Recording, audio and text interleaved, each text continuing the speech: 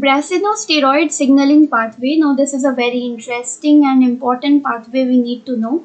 So what we need to know about here, that the plant hormone brassinosteroid, this brassinosteroid binds to its receptor. What is the name of the receptor? The receptor is BRI1.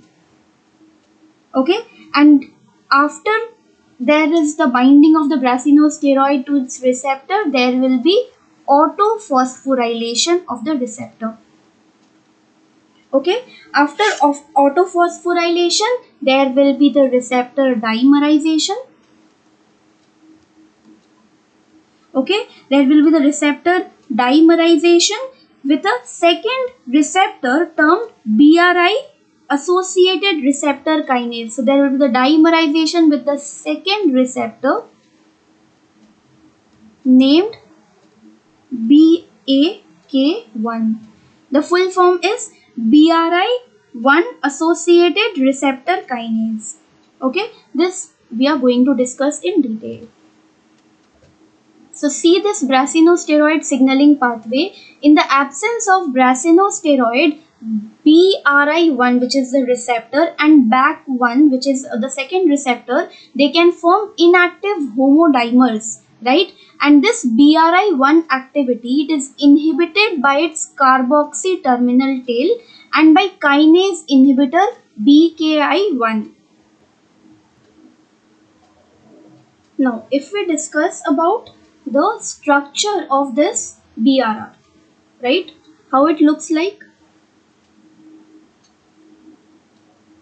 So as we can see in this picture, that this BR1 receptor is a plasma membrane receptor and it has a leucin rich repeat. It is having a leucin rich repeat and which is LRR receptor kinase activity, right? It is having LRR receptor kinase activity. We see that this BRI1 receptor, it is also found in early endosomes, right? These are the subcellular compartments and they can signal from early endosomes also, right? We need to know about that this BRI1 is having a dual specificity. What is this dual specificity? Like we have seen that there are receptors which can phosphorylate only serine threonine. There are which can only phosphorylate histidine, some phosphorylate tyrosine. So these are having the dual specificity that they can phosphorylate serine threonine also and they can phosphorylate the tyrosine residues also, right?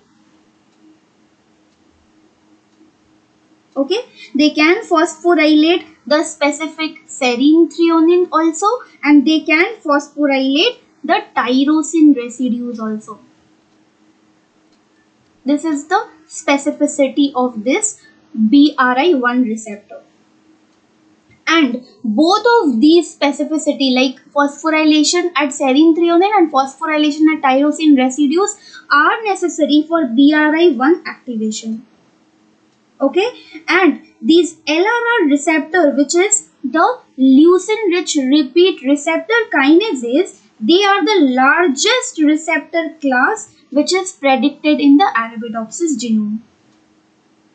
Right now, this LRR receptor, what we see that they have N-terminal extracellular domain, which we can see the N-terminal extracellular domain, which is having multiple LRR regions. So this is the N-terminal region, which is having multiple LRR motifs, right? There will be a single transmembrane region as well as a cytoplasmic kinase domain, right? A cytoplasmic kinase domain which is specificity has towards tyrosine also, serine threonine residues also,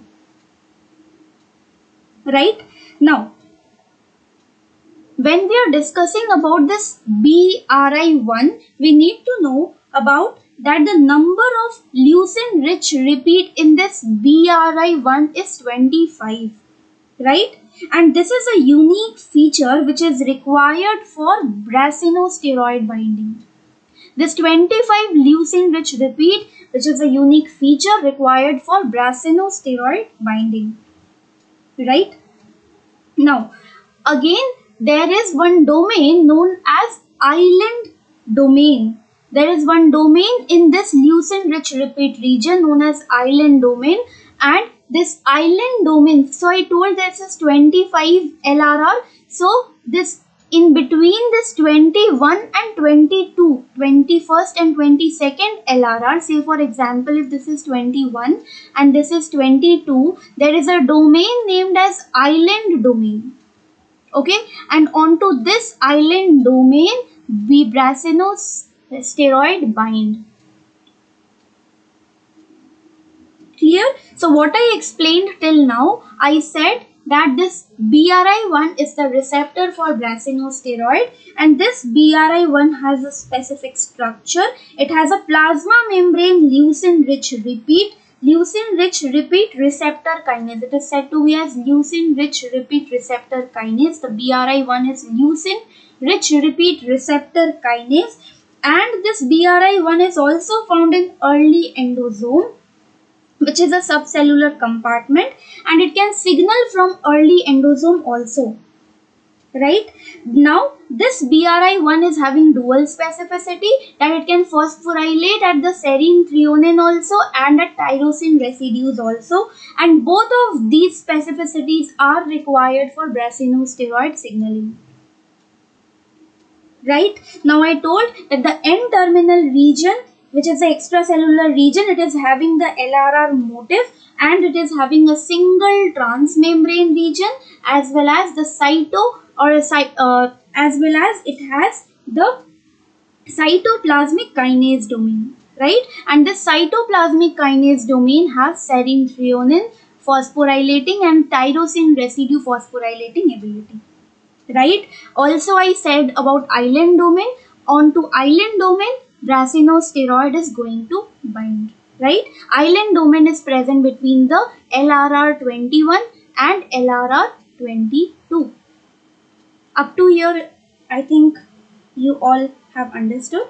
Now coming to the next part, that is phosphorylation activates this receptor.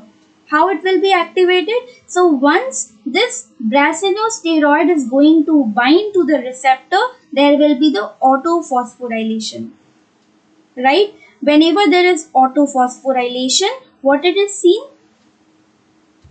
That its association with the second LRR receptor kinase, which is BRI1 associated receptor kinase, will increase. Like it is going to bind with BAK1, right? Whenever there is the binding of the brassinosteroid to the BRI1, it is going to bind with BAK1, right? This is clear, guys?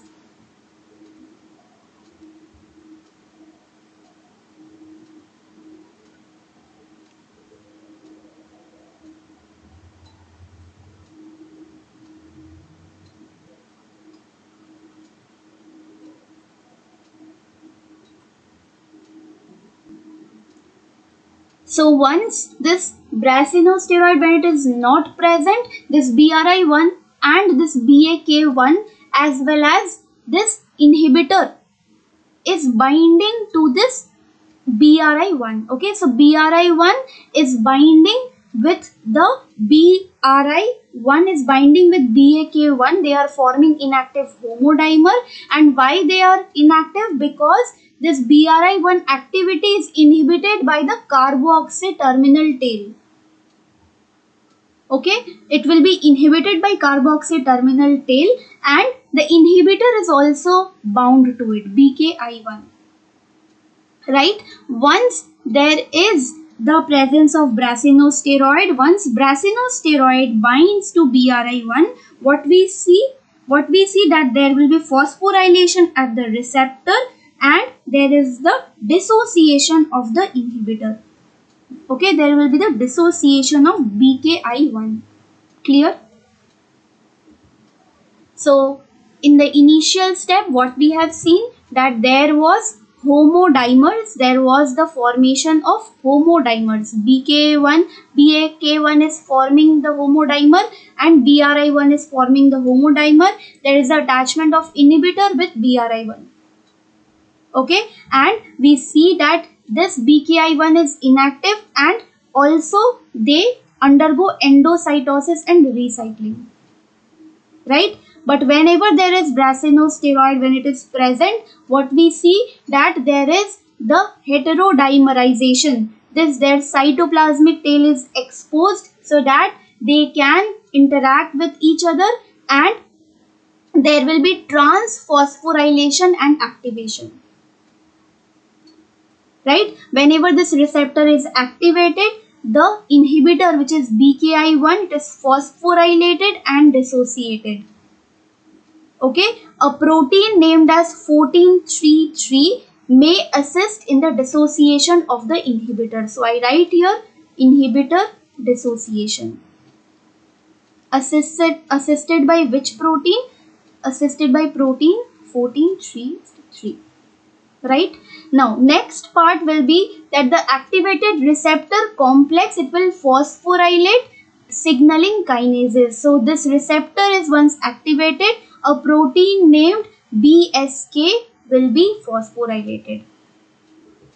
Now, so the inhibitor has been degraded now. So receptor which is activated now, BRI1 which is activated, it is now going to activate another protein by phosphorylation, which is BSK protein, right? Next is the BSK protein becomes activated by phosphorylation from BRI1.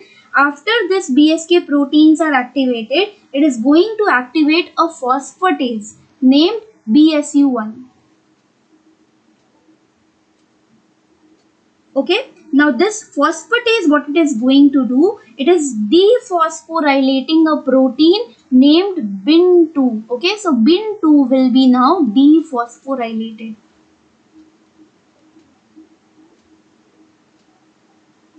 Once this BIN2 is dephosphorylated, what we see in the next step, that this is then degraded by proteasome. After its dephosphorylation, then it is degraded by proteasome. Which one? BIN2 one. Now, if the brasinosteroid is not present, this we have seen when the brasinosteroid is present, that brasinosteroid when it binds, so I again summarize when the brasinosteroid is present and when it is not present. So I write here the summary when brasinosteroid is present, when BR is present. So what we saw, number one, that whenever BR is present, it will bind to its receptor plus BR. What is the receptor here? Receptor is BRI1. So when this binds to BRI1, what will happen? The homo-oligomer which was formed earlier, this will become phosphorylated and this BKI1 which is released, right? So the receptor will be, the inhibitor will be released and degraded, and this BRI1 which was initially the homo-oligomer, it is now broken up and it is going to form the heterodimer with another protein, right? So I can say that here BRI1 became activated. Activated means inhibitor got removed. I write here inhibitor got removed. What was the inhibitor? Inhibitor was BKI1. Right? Now once this is activated, this is going to form what? It is going to form heterodimer. Instead, we will write heterooligomer.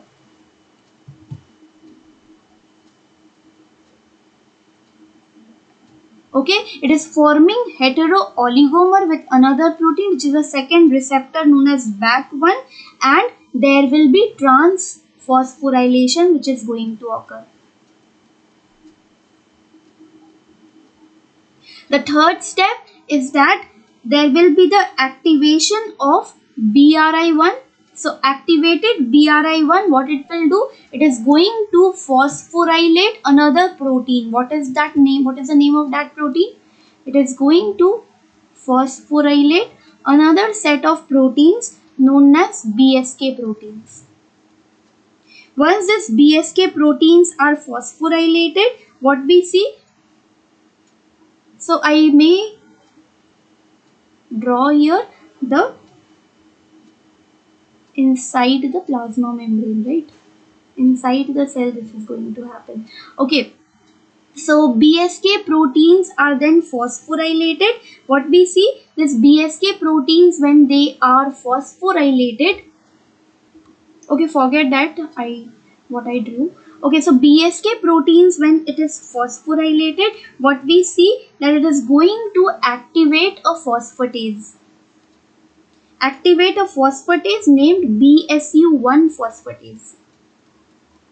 And this phosphatase is going to dephosphorylate a protein named as BIN2.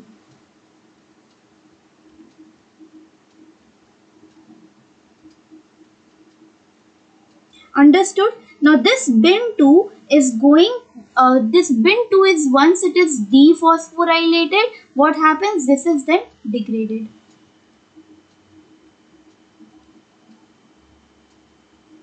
Right? But when this brasinosteroid is not there, so when brasinosteroid is there, BIN2 is degraded by dephosphorylation, right? But when brasinosteroid is not there, then BIN2 was not degraded, then BIN2 remain phosphorylated. Okay, so in the absence of BR, phosphorylated BIN2, which is will be remain phosphorylated. So I write here absence of BR. BIN2 is still phosphorylated. It moves inside the nucleus and it is phosphorylating another proteins named BES1 and BZR1. Right? This phosphorylated BES1 and BZR1 proteins, they are retained in the cytoplasm. Either they are retained in the cytoplasm or exported from the nucleus by 14-3 protein, right?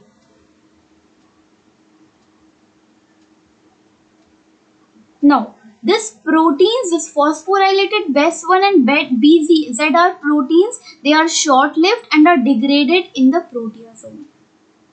Okay. Now, this phosphorylated BES1 and BZR1, they have different roles. Like BES1 and BZR1 together, they can form heterodimer with different transcription factors and they can bind to E-box sequence to activate genes.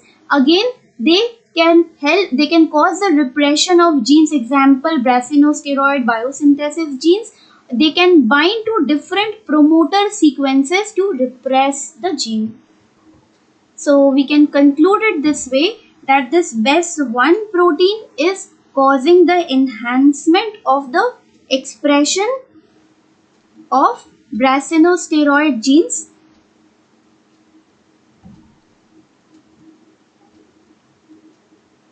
Right? Okay, by interacting with few transcription factors. And this another one, which is BZR1 gene, what it is doing, it is playing as a negative feedback regulation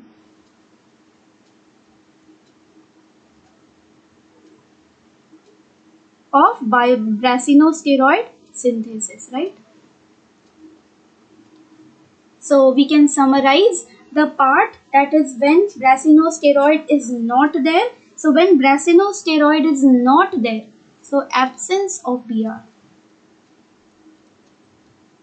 So when BR is not there, BIN2 is still in phosphorylated condition. It can move inside the nucleus, and in the nucleus, what it is going to do? It is going to phosphorylate other proteins, which is, so it is going to phosphorylate which two proteins? BES1 and BZR1. Okay, now this phosphorylated, these proteins, they can be either retained in the cytoplasm or exported from the nucleus by protein. So either we can say they can be exported to the nucleus, or they can remain in the nucleus, or they can remain in the cytoplasm. When they remain in the cytoplasm, it is by 14:3:3 proteins which guide them to move to the cytoplasm, right? When they are inside the nucleus, what do? First of all, we need to know that these proteins are short-lived, okay, and they are degraded very quickly. Now these proteins, this BES1 and BIM1 transcription factors, they bind to this EBOX protein. So we can say the next step is that inside nucleus, what happens? This BES1 protein is going to BES1 along with another protein named as BIN1.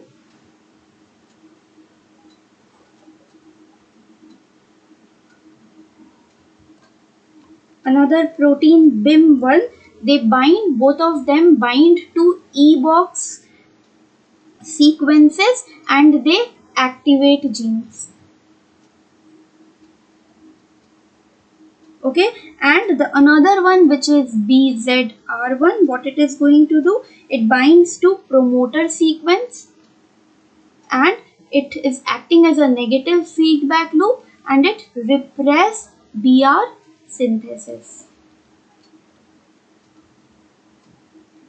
So that was all about brassinosteroid signaling pathway. I hope that makes sense and is clear to all of you. Thank you so much.